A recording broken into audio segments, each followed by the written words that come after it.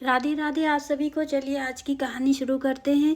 आज की कहानी का शीर्षक है शांति या अशांति, और इन दोनों में सबसे प्रिय कौन। जीवन में शांति या अशांति आपके कर्म पर निर्भर करता है। राजवीर एक बड़ा उद्योगपति था। उसका भरा पूरा परिवार था, माता पिता पत्नी 3 बच्चे 2 भाई, और उसके परिवार में सभी लोग थे।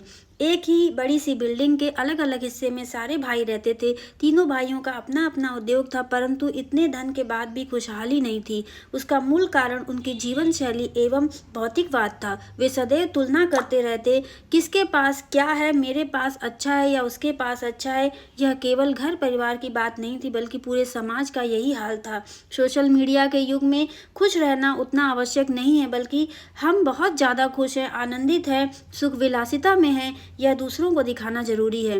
परिवार समाज की इकाई है, समाज आईना है, जैसे लोग वैसा समाज। एक बार की बात है, राजवीर अपने ऑफिस में परेशान बैठा था। उसके सिर में भारी दर्द हो रहा था। तब उसके कार्यालय में कार्यरत विजय ने राजवीर से पूछा, क्या हुआ महोदय, आपकी तबीयत सही नहीं है क्या। इस पर राजवीर ने कहा, हाँ मेरी तबीयत ठीक नहीं है, सर में दर्द है, क्या करूं समझ नहीं आता। इतनी मेहनत धन शोहरत के बाद भी शांति नहीं है, सदैव अशांत रहता है मेरा मन, हमेशा कोई न कोई बाधा या परेशानी आती रहती है। विजय ने इस पर कहा, महोदय यदि शहर के पास में शांति मठ नाम का एक ध्यान केंद्र है, बहुत से लोग वहां अशांति, बेचैनी एवं अवसाद जैसी स्थिति में छुटकारा पाने जाते हैं। शांति मठ के जो गुरु हैं वह भी युवाओं के बीच काफी चर्चित है, आप चाहें तो वहां जाकर देख सकते हैं। विजय की बात राजवीर को अच्छी लगी। राजवीर ने विजय से शांति मठ का पता व्हाट्सएप के माध्यम से भेजने को कहा। राजवीर ने घर जाकर अपने परिवार से यह बात बताई। सब लोग काफी उत्साहित हो गए। सबने कहा, हाँ हाँ, उन गुरु जी को कौन नहीं जानता, देश विदेश में उनके शिष्य हैं, उनके साथ सेल्फी लीजिएगा, साथ ही आश्रम से वीडियो रिकॉर्ड करके भेजिएगा, सोशल मीडिया टीम को भेज देंगे, अच्छी पब्लिसिटी होगी। राजवीर को भी यह सुझाव बहुत अच्छा लग रहा था। वास्तविक परेशानी अशांति थी, परंतु ये लोग हल सोशल मीडिया प्रमोशन का करने की सोच रहे थे। यह केवल इन लोगों की समस्या नहीं थी, ये दौर ही ऐसा था, बहुमुखी जीवन में शांति ढूंढते हैं लोग। राजवीर शांति मठ पहुंच गया। सुबह के कार्यक्रम में भाग लेता है, जहां वह अन्य लोगों के साथ प्राणायाम, योगासन एवं हल्के फुल्के शारीरिक व्यायाम करता है। उसके उपरांत शांत मुद्रा में बैठने की कोशिश करता है, परंतु कोई भी साधक पहले ही दिन पूर्णतः शांत मुद्रा में कैसे बैठ सकता है, वह भी जो इतना अशांत था। राजवीर 30 सेकंड भी शांत मुद्रा में नहीं बैठ पाता है। कभी इधर मुड़ता है, कभी उधर मुड़ता है, कभी अपने बाल खुजाता है, कभी अपनी उंगलियां मरोड़ता है। ऐसे ही कुछ देर बीता और सुबह का कार्यक्रम समाप्त हुआ। सभी लोगों की सहमति के अनुसार लोगों में मठ का कार्य बांटा गया। राजवीर को पत्ते चुनने का काम सबसे आसान लगा, उसने वही काम चुना। कुछ देर पत्ते चुनने के बाद उसे थकान लगने लगी। उसे लग रहा था मानो वह कहीं जाकर फंस गया हो।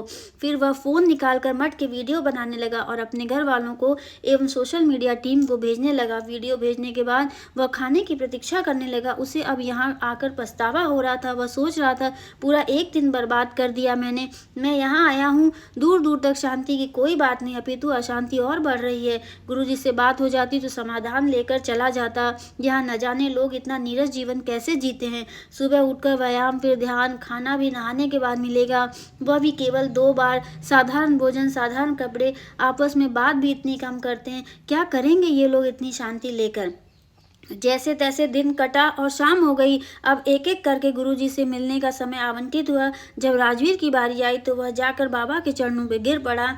बाबा से कहने लगा, गुरुजी बहुत परेशानी है, इसलिए आपके पास आए हूँ। सबने कहा, आपके पास सारी परेशानियों का समाधान है। गुरुजी ने पूछा, क्या परेशानी है। राजवीर ने बताया, बाबा जी धन संपत्ति नाम सब है, परंतु शांति नहीं है, मैं शांति की खोज में आया हूँ। गुरुजी मुस्कुराए और बोले, कितनी आवश्यकता है तुम्हें शांति की। राजवीर ने उत्तर दिया, बाबा जी अब तो जीवन में केवल शांति ही चाहिए और कुछ नहीं। बाबा जी ने कहा, ठीक है, 1 महीना मठ में रुको, फिर देखते हैं तुम्हारे अंदर क्या परिवर्तन आते हैं। गुरुजी की बात सुनकर राजवीर हड़बड़ा कर कहने लगा, नहीं नहीं, 1 महीना तो बहुत होता है, मैं इतनी देर नहीं रुक सकता, मेरा पूरा उद्योग चौपट हो जाएगा। इस पर गुरुजी ने कहा, अच्छा ठीक है, फिर 1 सप्ताह रुक कर देखो। इस पर राजवीर ने कहा, परंतु 4 दिन के बाद तो मेरे बेटे का जन्मदिन है, उस पर नहीं गया तो आप समझते हैं ना पारिवारिक विवाद कैसा होता है। लोग मेरे बेटे के साथ मेरे रिश्ते को तोड़ने लगेंगे, संबंधी और मित्र मुझे कंजूस समझेंगे। गुरुजी ने मुस्कुराते हुए कहा, नहीं राजवीर, मैं नहीं समझता, मेरे पास ऐसा परिवार, ऐसे संबंधी या मित्र नहीं है।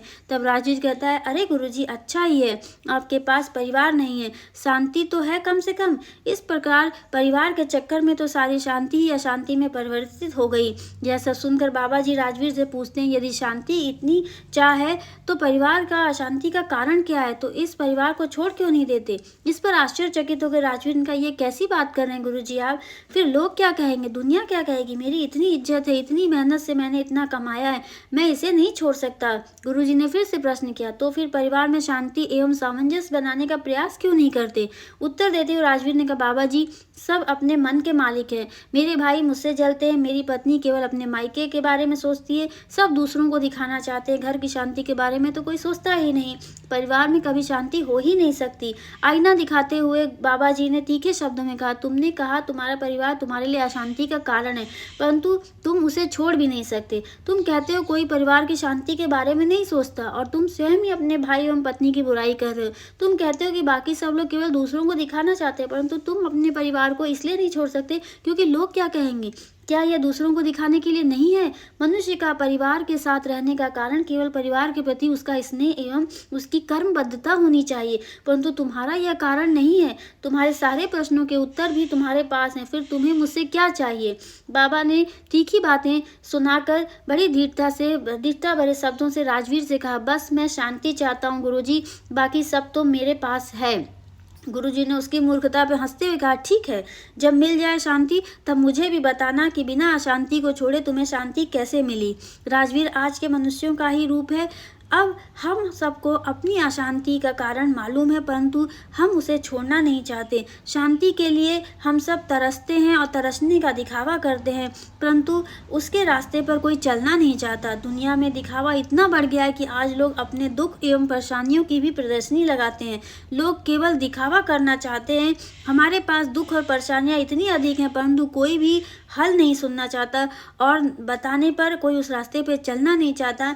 तो यहीं पर आज की कहानी समाप्त होती है और मैं आशा करती हूँ आपको ये कहानी पसंद आई होगी। अगर आपको ये कहानी पसंद आई है तो मेरे चैनल को लाइक करें, शेयर करें, सब्सक्राइब करें और कमेंट बॉक्स में ये भी बताएं कि आगे आप और कौन सी कहानियाँ सुनना चाहते हैं, तो उसके लिए हमें ज़रूर सजेशन दें, हम वही कहानी आपके लिए लेके आएंगे। तब तक के लिए आप सभी का दिल से बहुत बहुत धन्यवाद।